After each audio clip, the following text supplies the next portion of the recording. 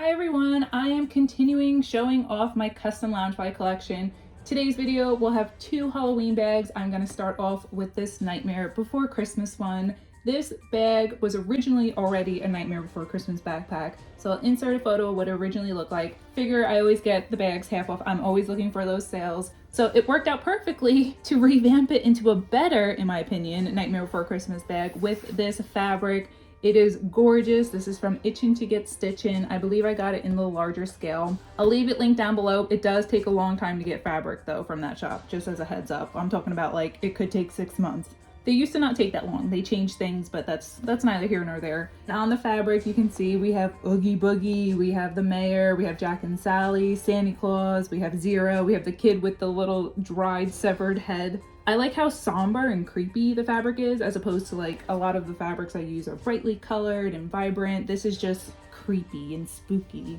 On this zipper pull, I have a pocket back by Funko, and it's Oogie Boogie's his insides of all the worms and debris and creepiness. So that is how that looks up close. And then on this side, I believe I got this from Shop Disney forever ago. We have the duck. It's only missing the blood driplet, but I think that's because Disney probably does not want that on their stuff, which is, I guess, okay. Typically, I don't like big, bulky keychains like this, but I felt like it went with the bag's vibe, so why not? One thing I like about this bag is that we have this big front pocket, which I feel like it's bigger than most of Loungefly's bags with front pockets. You can see it's the size of my hand. This is the bottom of it. And if you guys can't tell, I lucked out by not having to cover the bottom of this bag because it was just a solid plain black, so that worked out. And fun fact, a lot of times when I do the front pockets of bags, I don't customize the inside of the pocket. One, because I'm the only one who's gonna see it, so who cares? And two, if I do customize it, I just paint it black and leave it as such. But it's kind of like an homage to what the bag used to be. It's not a bad print, it's just not a for me print with the parade and stuff like that. I don't know. It's good for someone else though. And on the other side, this is what the lining looks like. So this is how the inside of this portion of the main one's gonna look. So you can see it right here. So it goes perfectly. I mean, when you have a theme bag and you're changing it to the exact same theme bag but a different print, it works out in your favor. This bag does come with a zippered pocket, so that's always beneficial. But one thing this bag doesn't come with are side pockets. And I do love side pockets. I'll put my phone in them while I'm shopping or doing whatever. So I'm always bummed when a bag doesn't have side pockets, but I can forgive it just because at least I have this. But this is the look of one of the sides of the bag. We'll flip it around over here. This is the other side of the bag.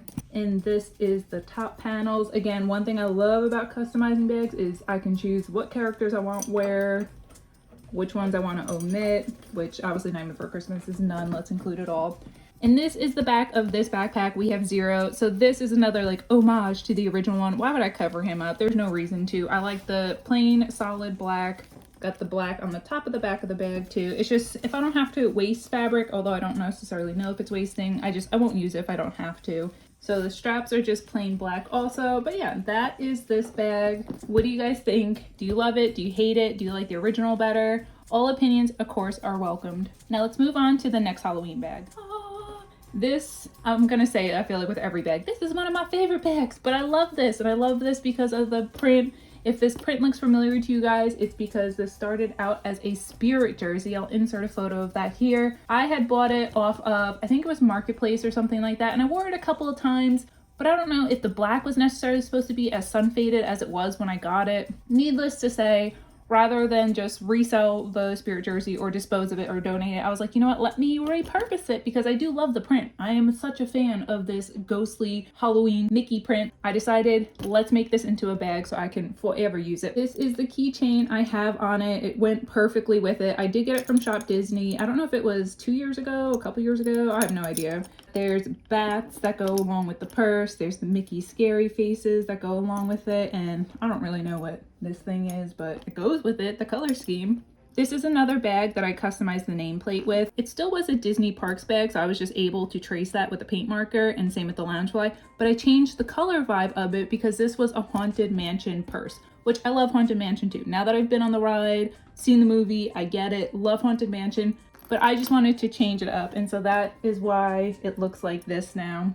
Compared to other Loungefly bags that I've done, I would say this is a little more complex, and that's just because we have all these different additions on it. So I'll pull this strap down.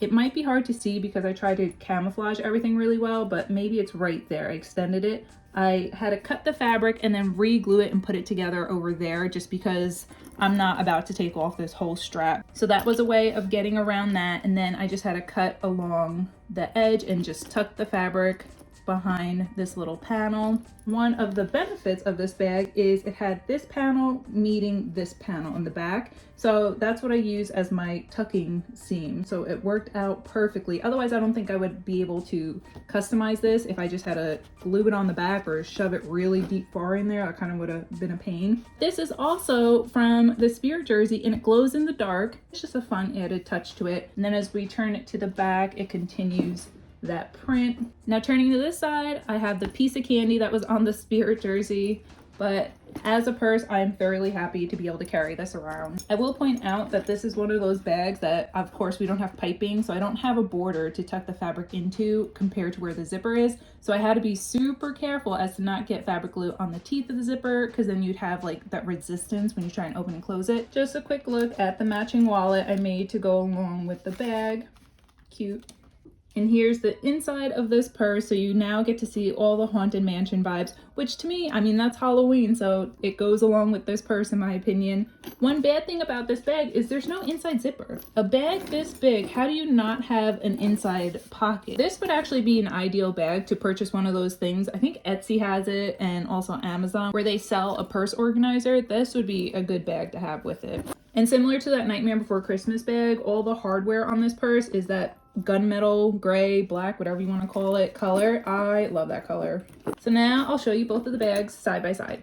So here are the two customized purses. I would say at this point when I made these bags, I was pretty well into customizing Loungefly. So I don't see any imperfections on them. I mean, if you guys saw any, feel free to point them out. But I feel like I was along the journey enough where I kind of knew what I was doing. But let me know which one you prefer. I'm going to pick this one. This one is my favorite. Although I love Nightmare Before Christmas. That one's the winner in my opinion. As always, thanks for hanging out with me today. If you want, feel free to like and subscribe. And until next time, bye friends.